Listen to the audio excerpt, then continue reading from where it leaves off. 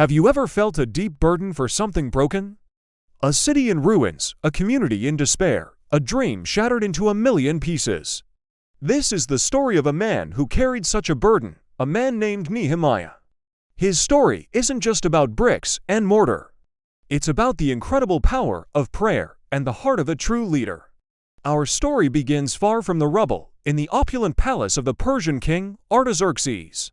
Nehemiah was the king's cupbearer, a position of immense trust and comfort. He had everything a man could want: security, influence, a life of luxury. But his heart was elsewhere. It was with his people, hundreds of miles away in Jerusalem. One day, his brother Hanani arrived from Judah with devastating news. The survivors in Jerusalem were in great trouble and disgrace. The wall of the city was broken down, its gates burned with fire. Jerusalem, the city of God, was a symbol of shame, its people vulnerable to attack, their spirits crushed. Imagine hearing that the place you call home, the heart of your heritage, is a wasteland. Nehemiah was shattered. The Bible says he sat down and wept. For days, he mourned, fasted, and prayed before the God of heaven. This wasn't a quick, casual prayer. This was a deep, soul-wrenching cry from a man whose heart was breaking. In his prayer, Nehemiah didn't just complain. He started with worship, acknowledging God's greatness and faithfulness. Then, he confessed not just the sins of his people, but his own sins, his own family's sins.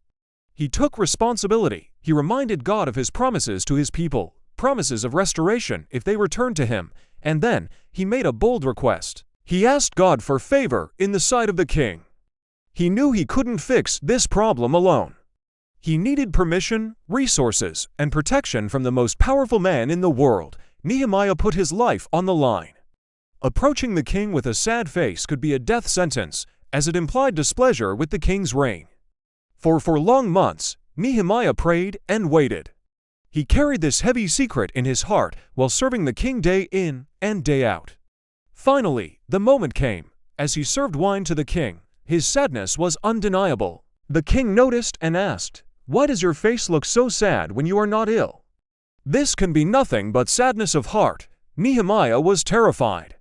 This was it, the moment of truth. He prayed a silent, split-second prayer to the God of heaven. Then, with courage born from faith, he spoke.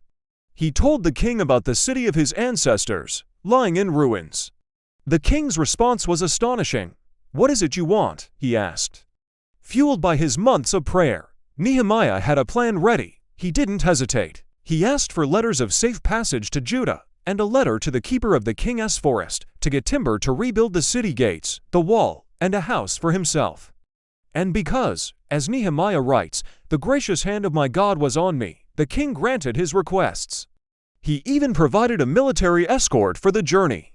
This was the first miracle, a direct answer to a prayer that seemed impossible. A pagan king was now funding the restoration of God's city.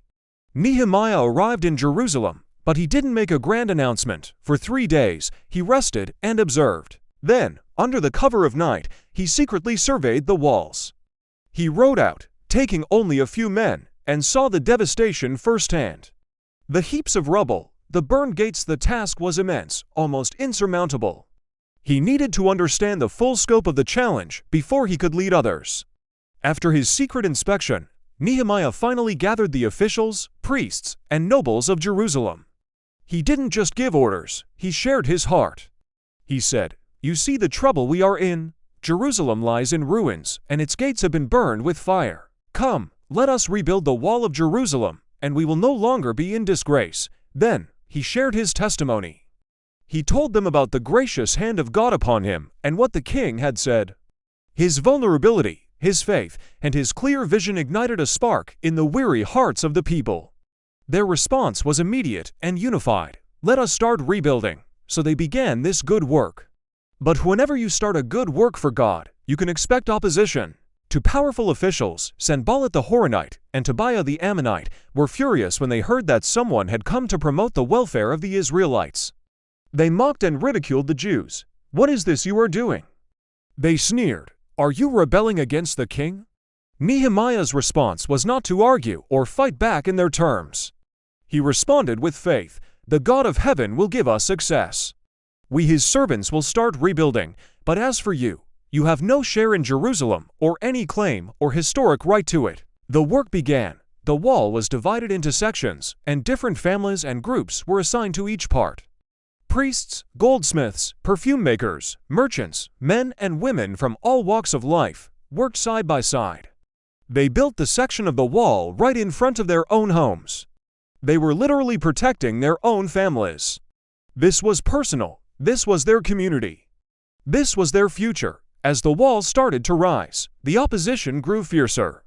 Sanballat and Tobiah were enraged. Their mockery turned into a conspiracy. They plotted to come and fight against Jerusalem and stir up trouble. The threat was real. The people were scared. What did Nehemiah do? He modeled the same pattern he started with.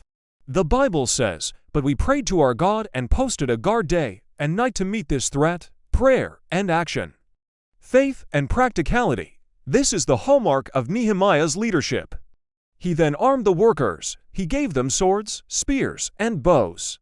He stationed them at the lowest points of the wall, by families. Then he delivered one of the most powerful speeches in history. "Don't be afraid of them," he declared. "Remember the Lord, who is great and awesome, and fight for your families, your sons and your daughters, your wives and your homes." From that day on, the work was transformed. Half the men did the work, while the other half stood guard, armed and ready. Even those who carried materials did their work with one hand and held a weapon with the other. The builders wore their swords at their side as they worked. They worked from the first light of dawn till the stars came out, never even taking off their clothes, except to wash. Imagine the intensity. The constant threat, the physical exhaustion, the weight of the task, yet they persevered. They were united, they were prepared, and they were led by a man who constantly pointed them back to God. The wall was nearing completion. The gaps were closed, and the enemy became desperate. They switched tactics from open threats to subtle deception. For times, Sanballat sent a message to Nehemiah, saying, "Come, let us meet together in one of the villages." It was a trap to harm him. Each time, Nehemiah's reply was the same: "I am carrying on a great project and cannot go down. Why should the work stop while I leave it and go down to you?" He refused to be distracted. He knew his mission. He stayed focused. Their final attempt was even more sinister.